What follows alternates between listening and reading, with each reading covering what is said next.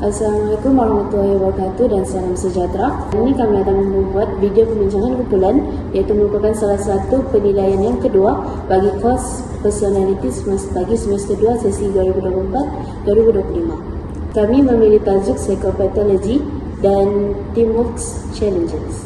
Nama saya Siti Saibah binti Udin Alisuddin, memegang nomor kad matrik BP 24110118. Dan saya Nusrizani Zati Binti pemegang nombor matrik BP 24110238. Saya Siti Narshima binti Madulu, pemegang kad matrik BP 24110124. Saya Olivian Lee Francis, memegang nombor matriks BP 24160354. Dan saya Nusima binti Basil dengan nombor matriks BP 24110024. Bagi kumpulan kami terdapat dua soalan yang kami ingin bincangkan pada hari ini, iaitu soalan yang pertama mengenai apakah strategi yang boleh dilakukan oleh ahli kumpulan untuk membantu bagi mengintegrasikan lagi ahli kumpulan yang lain untuk dalam mengalami kegelisahan sosial. Baiklah, bagi saya antara strategi yang boleh dilakukan oleh ahli kumpulan iaitu ahli kumpulan memberikan peluang kepada ahli kumpulan yang lain untuk memberikan pendapat terlebih dahulu. Hal ini kerana apabila kita berada di persekitaran yang sosial ramai orang, ada kalanya kita akan merasa gelisah. Jadi bila adanya suatu peluang untuk berikan ahli tersebut bersedia terlebih dahulu, seperti membuat skrip ataupun menyediakan poin-poin penting untuk dia berkata-kata di hadapan ataupun di khalayak ramai, hal ini akan mengurangkan risiko berlakunya kegelisahan sosial bagi ahli tersebut. Seterusnya saya serahkan kepada ahli yang kedua. Pada pendapat saya, salah satu strategi yang dapat membantu adalah dengan menjalankan perbincangan dalam kumpulan yang lebih kecil. Hal ini kerana apabila memecahkan perbincangan dalam kumpulan yang lebih kecil, ia dapat membantu mengurangkan tekanan sosial dan membantu beberapa individu yang pemalu untuk lebih selesa apabila menyuarakan pendapat mereka. Bagaimana dengan Sima? Pada pendapat saya, menetapkan seorang badi ataupun rakan sokongan dalam pasukan. Sebagai contoh, seorang ahli pasukan sepatutnya bertindak untuk membantu individu tersebut untuk merasa lebih diterima dan lebih yakinlah untuk menyertai ahli kumpulan tersebutlah, individu pasukan tersebut. Okey. Seterusnya, apa pendapat awak, Wani? Pada pendapat saya, salah satu strategi penting untuk membantu ahli pasukan yang mengalami kegelisahan sosial ialah dengan menghormati hak pribadi mereka dan memberikan masa untuk menyesuaikan diri mereka sendiri.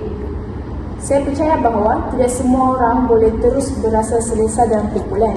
Oleh itu, ahli pasukan perlu memberi ruang dan masa untuk ahli tersebut membina keyakinan secara perlahan-lahan tanpa sebarang paksaan.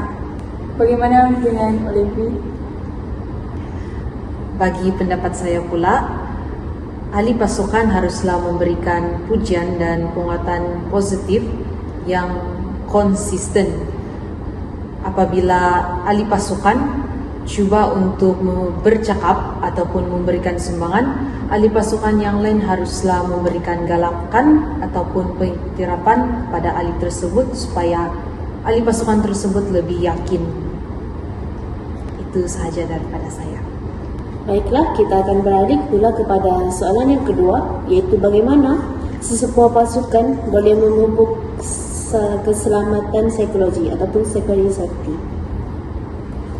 Bagi saya, salah satu cara yang boleh dilakukan oleh ahli pasukan itu dengan cara mewujudkan budaya tiada soalan yang salah. Hal ini kerana dapat kita lihat di situasi realiti sendiri, kita akan rasa takut untuk bertanyakan soalan kerana kita takut satu, dinampak macam salah, nampak macam kita ni buat kesalahan. Kedua, takut nampak macam kita ni lemah di mata orang lain. Jadi apabila kita wujudkan budaya yang tiada soalan yang salah, tiada apa semua ni, jadi ahli pasukan yang lain tu akan rasa selesa untuk bertanyakan soalan. Jadi mereka akan psikologi safety tu akan wujudlah di situ dan tidak ada berlakunya kesalahan dan emosi dan keselesaan sosial ahli pasukan pun terjaga. Bagaimana pula dengan Shima? Bagi saya pula, sesebuah pasukan boleh memupuk keselamatan psikologi apabila pemimpin pasukan menunjukkan kerentanan dan keterbukaan.